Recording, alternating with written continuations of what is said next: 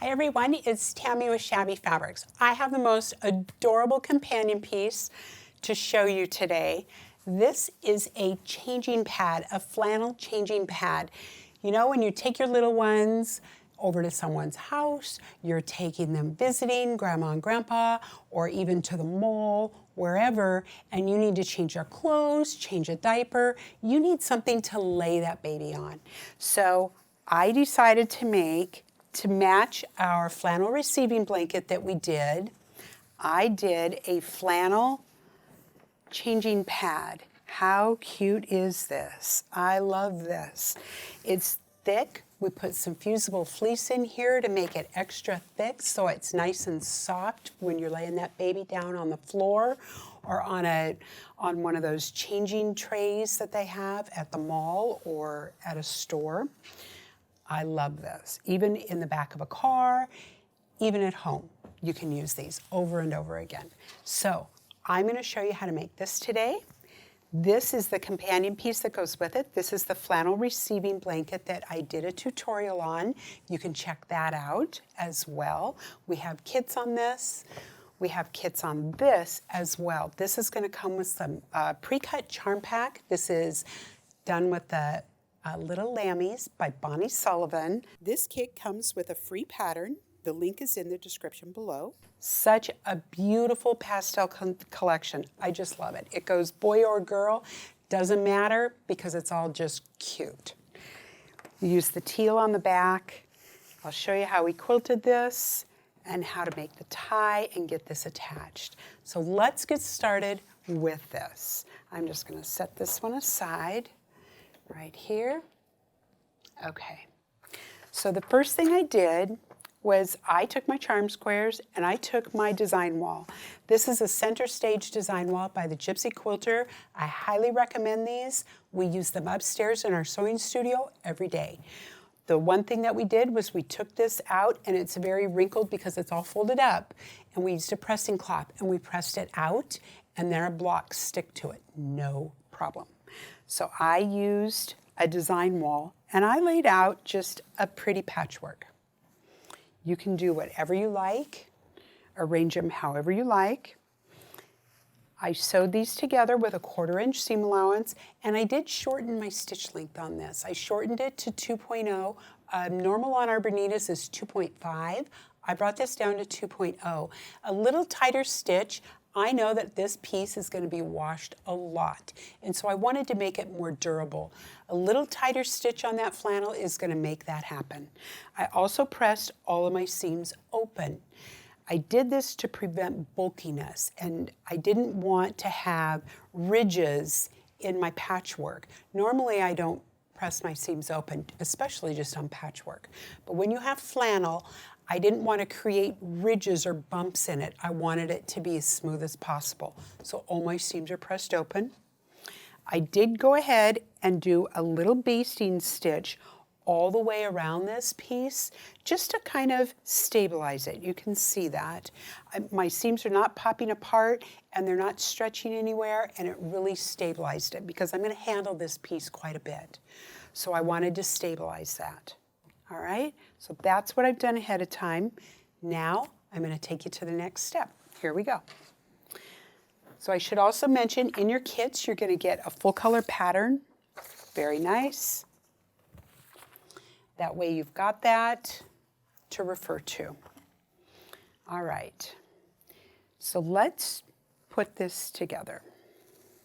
So I have Fusible Fleece here, and I have it fusible side up. I have 2 pieces, and I cut them exactly the same size. The measurements are in your pattern, but you're going to cut that to. And we're going to lay this on top. All right, so now I'm going to fuse all of this together. So I'm just going to smooth it out. I can see that my Fusible Fleece is slightly larger than my patchwork, which is what I want. That's exactly what I'm looking for. Okay, so I'm just going to fuse all of this together. I'm going to use my iron. I have this on a higher setting, and I'm definitely going to use steam because I need to reach all layers of my Fusible Fleece. All right, we'll make sure those are all on top of each other before I start here. There we go. All right, so I'm just going to do this. I have a larger pressing mat on set with me today. So I'm just going to do this like a quarter at a time. I'm going to start in this corner. I'm going to fuse this all down and then move to all my other corners. When I get done, I'll take you to the next step.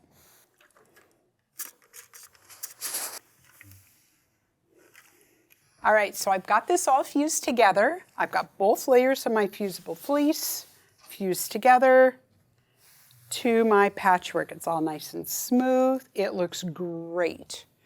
We're going to set this aside, and now I'm going to make the tie. I'm going to show you how I did this. I have a strip of fabric, and I'm just going to trim off the salvages. I'm not worried about how long this is going to be, because I think the more length, the better. I don't want it doesn't matter what length it is. So I just took my salvages off. I'm going to take my hot ruler, and I'm going to fold a 1/2 inch in on both sides. A hot ruler is a product by Clover. And you can see I put my iron right on that. Didn't even phase it. The material this is made out of, it's incredible. The markings are dead on, and it helps me get a perfect 1/2 inch seam put into the end of these. Very clever. Just like that. So that's a hot ruler by Clover. All right, the next thing I'm going to do is I'm going to take my strip and I'm going to fold it in half, wrong sides together, and I'm going to press all the way down.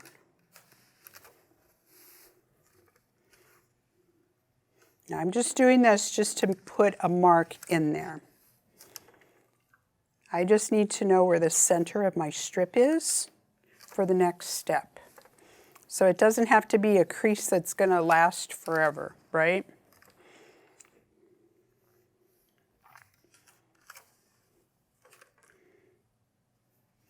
Okay. All right, next step. Actually going to heat my iron back up a little bit. Okay, so I'm going to open this up. You can see the crease I just put in. I'm going to fold this side toward the center, and I'm going to fold this side toward the center as well, just like that.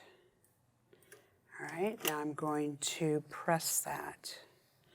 And I'm just going to keep folding these together and bringing the iron along as I go.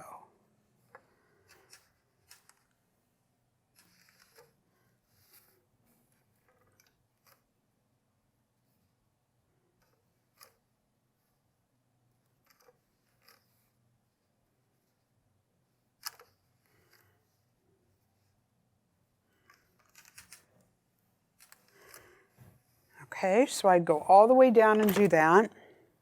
Then I'm going to fold this together now. Now I'm going to put a crease in there like I really mean it. So now I'm going to use a little bit of steam on this. I'm going to steam this. The other thing I'm going to do is I'm going to use a mini wonder clip. And I'm just going to start on the corner and hang on to that. And I'm just going to clip my folded edges together. This way, when I take this to the sewing machine, I don't have to pin this. I don't like using pins and strips because I tend to get poked by they poke my hand when I'm trying to sew a strip through.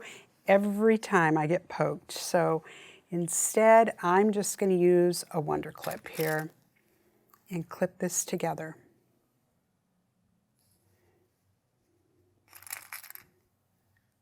All right, clip all the way down, get this together to the sewing machine.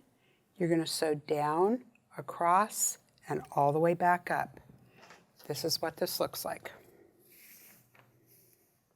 Just like this. So you can see I've stitched, both ends are stitched, just like that. And I did use a blue thread. You can use teal thread, white thread, whatever color thread you want on this. Any color, actually. I chose the tealy blue. I like that. Okay, so let's set this aside. All right, now let's take a look at this. All right, so now I need to get my tie attached to my changing pad. I'm going to crease the center of that. Actually mark that with a, just put a little wonder clip there, you know. But first I'm going to go ahead and trim this out. So I'm going to put my backing on. Right sides together. Let's see my size here. It's pretty close. All right, so I need to trim my fusible fleece because I can see that sticking out. So I'm going to go ahead and trim that away on my edges here. I'm going to move some stuff out of the way so my blade does not hit that.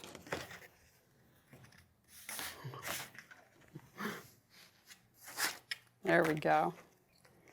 All right, and I'm just going to trim to the edge of my patchwork here. I'm not going to trim my patchwork. I'm just going to trim right to the edge of it. All right, on all sides. All right, so we got our patchwork and our fusible fleece are now trimmed to the same size.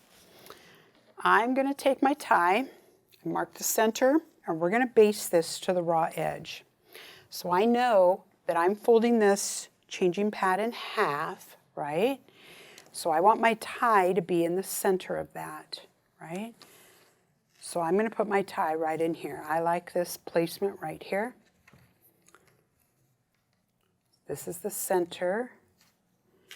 Let's actually put a pin here like this.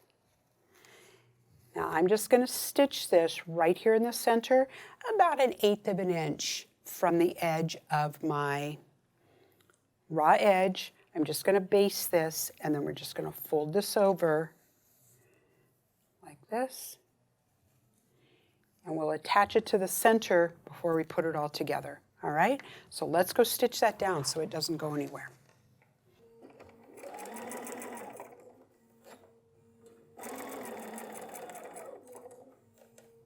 All right, so we've got this stitched down now.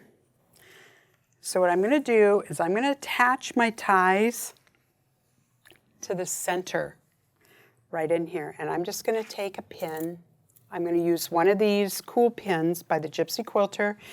And I'm just going to attach this because I do not want these ties coming loose and moving around in here because I can already see what's going to happen.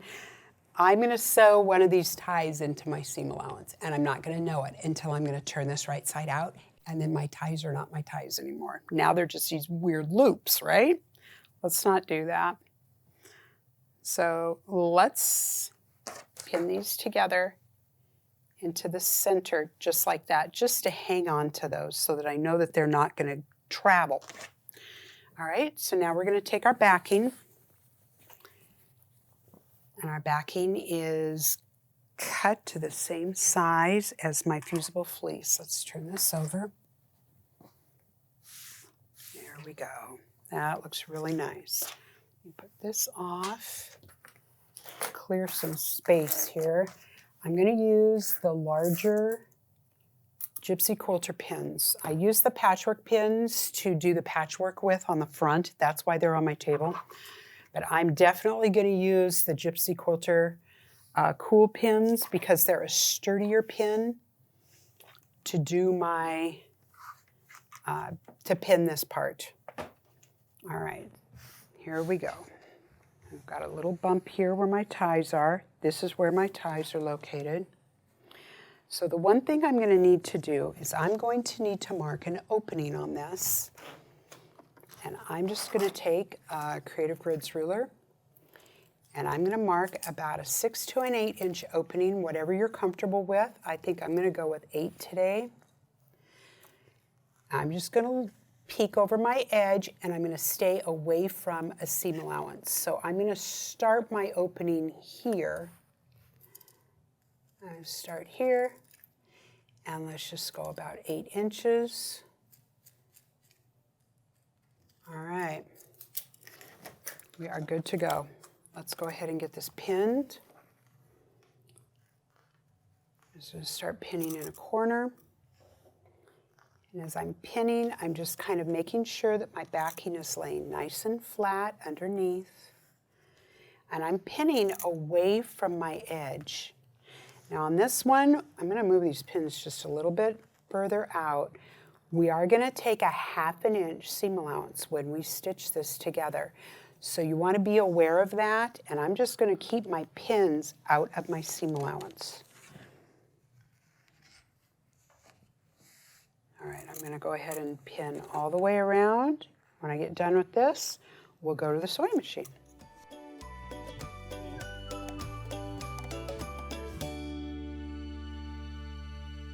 All right, so I've got it all pinned together, and I did check on my back just to make sure my backing is all nice and smooth.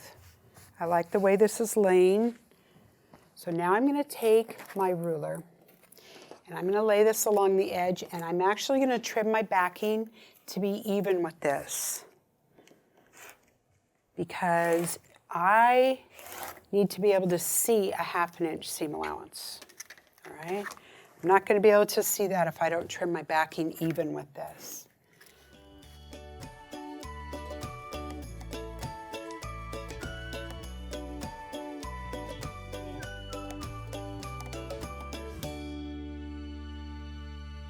All right, good to go. So I'm going to go to the sewing machine. I'm going to start right here where my opening is. I'm going to do a 1/2 inch seam allowance, and I'm definitely going to back tack at the beginning and at the end. All right, I'll see you over there.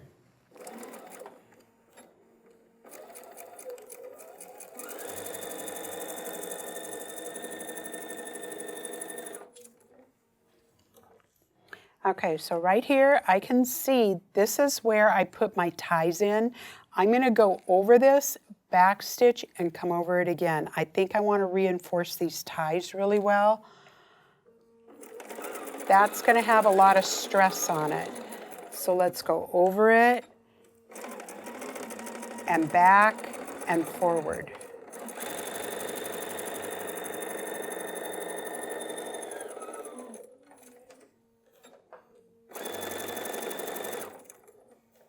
All right, so we've got it this stitched down. Let's go ahead and take all our pins out.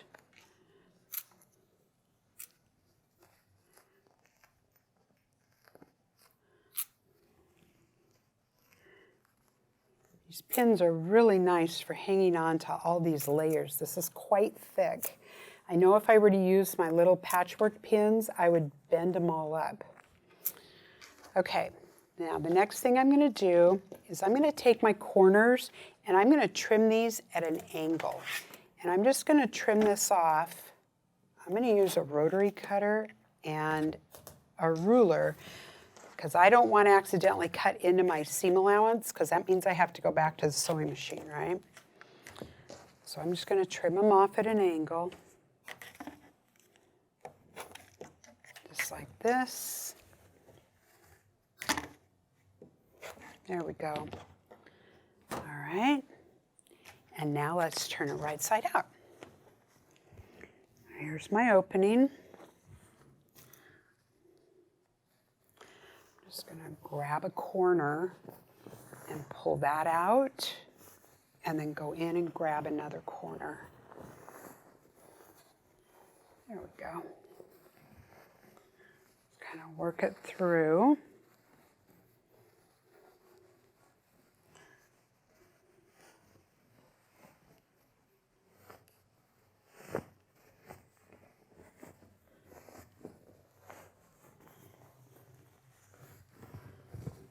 Beautiful.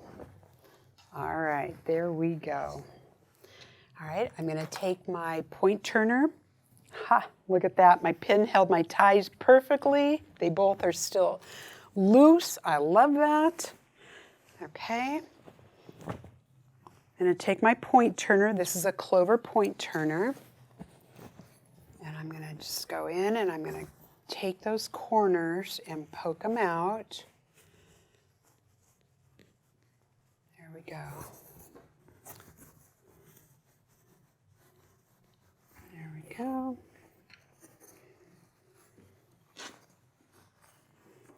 The very handy tool. I use it quite often in my sewing room.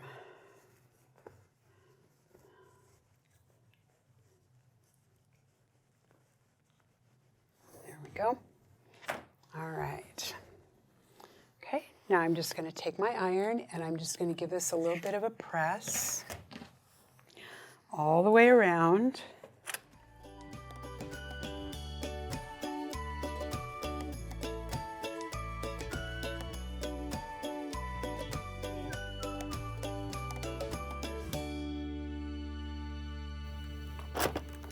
Okay, so here I am to my opening. So I'm going to fold this back a 1/2 inch and just give this a press. Press that fusible fleece. It'll stay. And then I'm going to take my backing, fold it about a 1/2 inch under, line everything up. That looks nice. I'm just making sure my edges are all nice and folded together here. Give that a good press. Finish this one.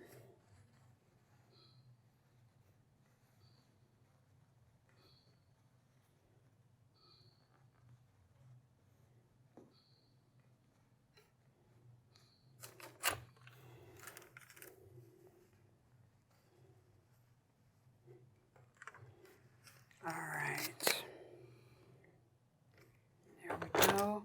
And I'm going to pin these together. Let's pin it from the top, because I am going to top stitch this. And when I top stitch this, I want to see the top. I'm not really too concerned about the backing. But the top I definitely want to keep my eyes on. So I'm going to pin this from the top so that will work just like that. Okay, so let's talk about top stitching now. How do you finish this? I'm going to show you what we did over here. So what I did was I used a wavy stitch on our sewing machine, and I love that wavy stitch. It's very forgiving and it just moves back and forth across your seam allowance. On the BERNINA, it is stitch number 4. That's the one that I used. I love it. You can see on the back here how fun that is. And I just went down every single intersection and just stitched that all together very, very quickly. Then stitched all the way around it, and I was done. And I just think it's so cute. It just adds a little bit of personality to it. You can do whatever decorative stitch you like. I know machines nowadays have a lot of decorative stitches on them. Pick your favorite, and you'll be just good.